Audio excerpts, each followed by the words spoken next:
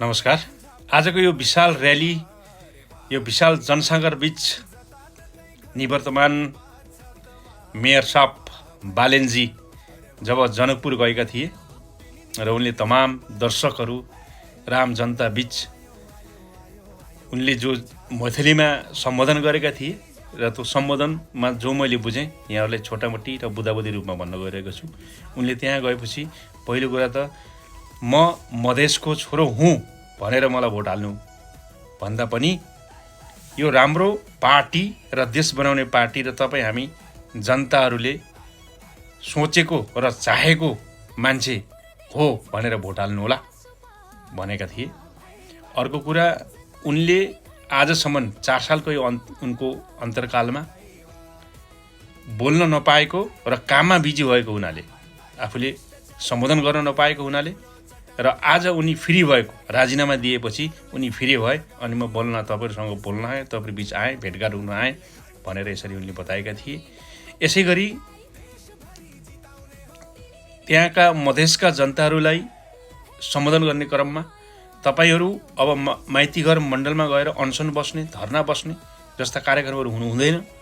तपाईहरूको माग सम्बोधन जे झैँ छ, जे जस्तो छ, यही प्रदेश बीच, यही प्रदेशमा हुनुपर्छ। यहीँबाट छिनोखान पाउनुपर्छ। तपाईँहरूले न्याय यहीँबाट मिल्नुपर्छ। तपाईँ त त्यहाँ केवल स्वयम्भू पशुपतिनाथ धरहरा मनोकामना जस्ता घुम्नको लागि मात्र जाने हो भनेर पनि उनले बताएका छन्। यसै गरी उनले आफूले काठमाडौँ मात्र काम नगरेको र देशैभरि जहाँ विपन्नता छ, जहाँ जौन प्रदेश अलिक नाजुक स्थितिमा छ, जसलाई एम्बुलेन्सका सुविधाहरू आफूले प्रदान गरेको पनि बताएका छन्। त्यसै गरी उनले एउटा चाहिँ एकदम राम्रो कुरो के भनेका छन् भनेपछि बिना टिकट, बिना ढेउबाके फ्री टिकट, बिना ढेउबाके फ्री भनेर उनले ओन्ली बाहिर होइन, बाहिर जाने होइन, ओन्ली पढाइ र शिक्षा भनेर उनले आज उद्घोषणा पनि गरिसकेका छन्।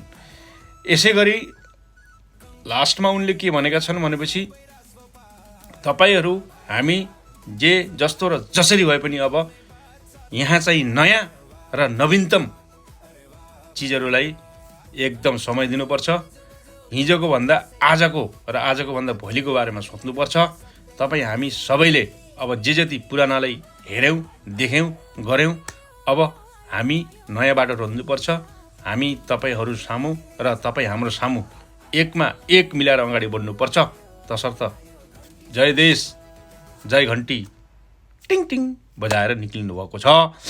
यसमा चाहिँ धेरै खुसी लाग्यो होइन, मेयर साहबलाई र भविष्यमा हुने हाम्रो भविष्यका प्रधानमन्त्री एज अ पिएम देख्न पाइयोस्।